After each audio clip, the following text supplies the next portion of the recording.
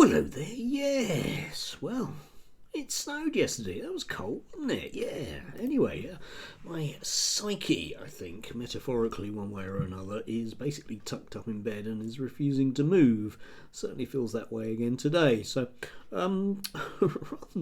what I was planning to do, which was a bit of a longer discussion about some of the stuff that's going on in and around minor right-wing parties in the UK. I was also toying with the idea of just slacking off Ollie London, but I think that's a little bit too simplistic. I thought we'd go for the next best option, which is to slag off Paul Golding, a man that can safely be called extremely right-wing and safely be called a racist as well. I don't think there's any problems with representing him that way, but I just always find myself really amused by him because he actually doesn't know so much about what he pontificates about that it really is quite astounding. I'll just give you this as a classic example. Our flag represents the millions who have died to keep our country British. Yeah, okay, there's your flag, right? Millions of our people have died for this flag. It's sacred. All patriots should fly this flag. Now, that's fine in its own right. However, the basic problem with this, of course, is that statistics and actual history don't match that up. Because if we look at sort of casualties during the Second World War, we end up with this particular picture. Yes, which is not really the type of thing that Paul is really meaning, is it, actually? So, millions of people dying to keep this country British. Yeah, except an awful lot of them weren't British when they were doing it.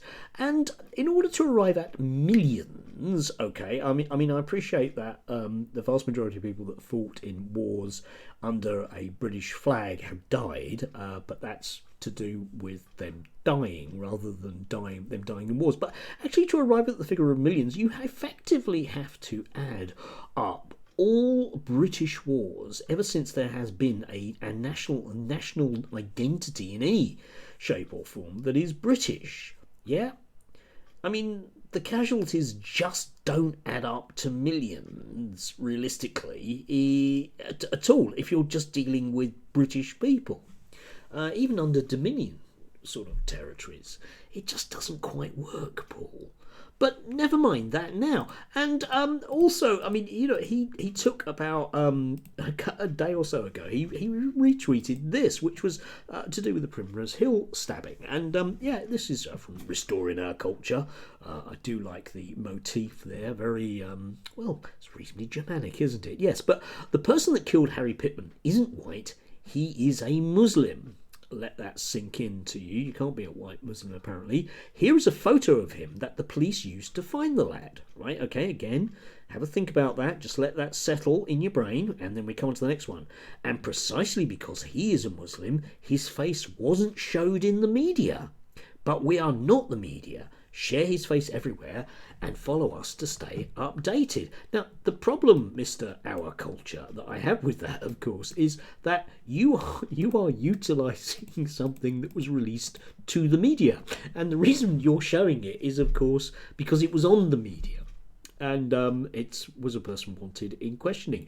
And if these people never learn, of course, because the one thing we might remember from citizen journalist Tommy Robinson, of course, is that if you start reporting things, then you end up with a mistrial. So even if somebody was responsible for a stabbing and a death on Primrose Hill, the judge may well decide that there's no possibility that they can be in court because some idiot has plastered their picture everywhere. No, these people never learn. There is no learning curve here whatsoever. It's a total flat line. Anyway, I thought just to sort of finish up in a light-hearted way, we could look at these beautiful memes that I'm still seeing one or two of. I've shown you this one before, which is sad British soldier who's unhappy because he's at the back of the queue for the bus. But there have been a few that I've been collecting over time. These haven't all come from Britain first, by the way. That they are. Some of them are from Reason and other places. But there is this one, which is, as far as I can make out, Prince Charles in some very nice shoes, and I love those jeans. I love that whole outfit. In fact, that's really cool. But giant Prince Charles is sad because there's a black bus. I think possibly. I don't know. I'd welcome anyone who can interpret that better than me. Don't really know what he's sad about. There's no reason for him to be sad in that photo, is there?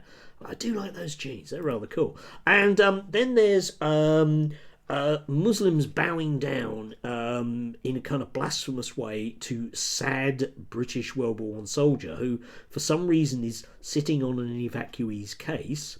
And again, the buses are in the background because I don't know if that's for everyone to go home. I don't really, again, I no real understanding of what that is.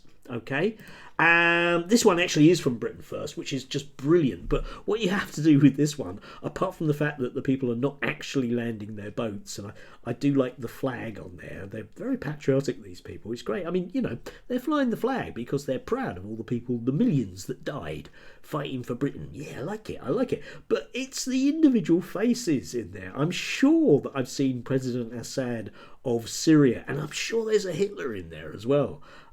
It's great. You can spend hours just looking at how bad these ones are.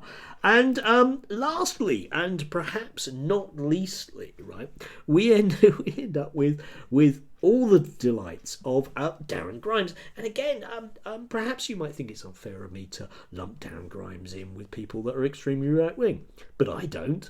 Yes, if you want Sharia law in Britain, you ought to be removed. Well, you see, Darren, the thing is that I'm fully conversant with Sharia courts because I fully understand the way that they operate, and you don't. So we have Sharia law in the UK because it is based on, in some respects, it is based upon Islamic law from the Quran. But what you're basically arguing for here is that people shouldn't follow the Quran. And that's fine, mate. You can do that. But then people might accuse you of being a bit of a racist, mightn't they? Yeah. I'm not saying you don't get white Muslims, but whenever people say that they don't like Muslims and they want to slag them off, that's exactly what they do. And I know that Darren likes to pretend that he's a good Christian. So, you know, if you want Christian law in this country, mate, I think you should be removed as well. Have you tried Israel? Anyway, yeah. Oh no, it'd be the wrong place, wouldn't it? Or would it? Hard to tell. Bethlehem, all that stuff. Hard to tell. Let's argue about that for eternity. Anyway, do have a lovely rest of the day if you can do. I am about to head out into the wild blue yonder to teach sociology and science. And I still don't want to go out. Do have a lovely day if you can.